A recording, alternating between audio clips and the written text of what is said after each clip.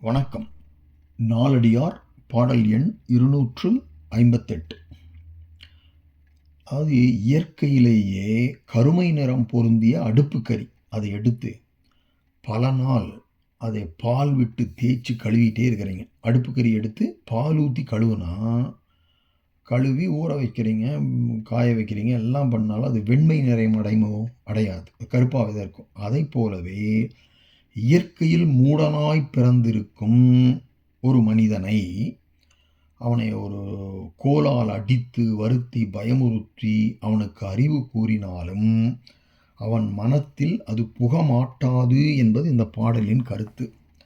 இது எந்த அளவுக்கு உண்மைன்னு தெரியல. தனிப்பட்ட முறையில் எனக்கு எல்லாத்துக்குமே எதையுமே சொல்லித்தரும் வகையில் சொல்லிக் கொடுத்தால் புரியும், அவனுக்கும் அறிவு வரும் என்பதுதான் என்னுடைய கருத்து.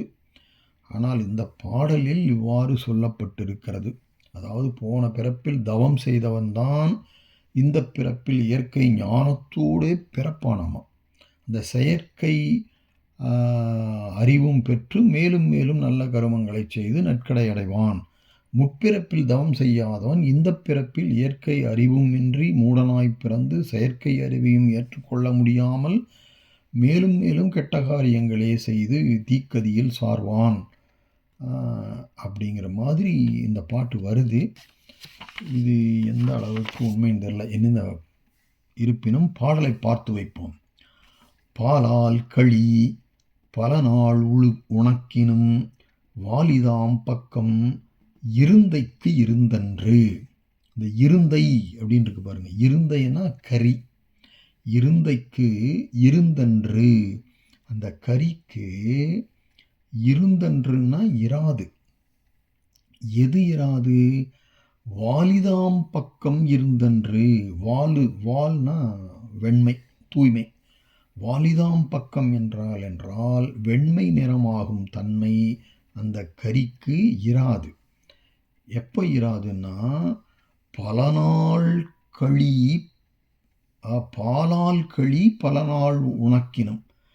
பால், வெண்மையான பாலை கொண்டு பாலால் கழுவி பல நாள் உணக்கினும். அதை கழுவி நல்ல வெயிலில் உலர்த்தி வைத்து கொண்டு வந்தாலும் அந்த கறி வெண்மை நிறம் ஆகாது. அதை போல கோலால் கடாய் கூறினுங்கிறது அங்கே குறினும் நிற்குது, செய்யுள் விகாரம். அதாவது அவனுக்கு பாடம் சொல்கிறீங்க. கோலால் கடாய் கூறினும்.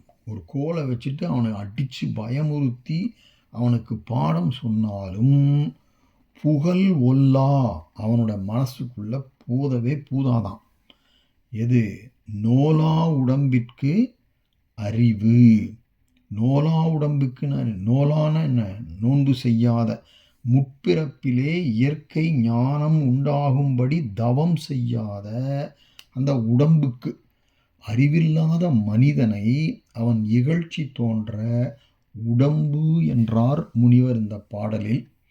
ஆனால் பிறப்புக்கும் எல்லா உயிர்க்கும் என்கிறார் வள்ளுவர். இது என்னன்னு தெரியல. பிறக்கும்போதே ஒருத்தன் மூடனாவோ அறிவுள்ளவனாகவோ பிறப்பான் என்ற பொருள் தரும்படி இந்த பாடல் இருக்கிறது. அதை நீங்கள் பார்த்துக்குங்க.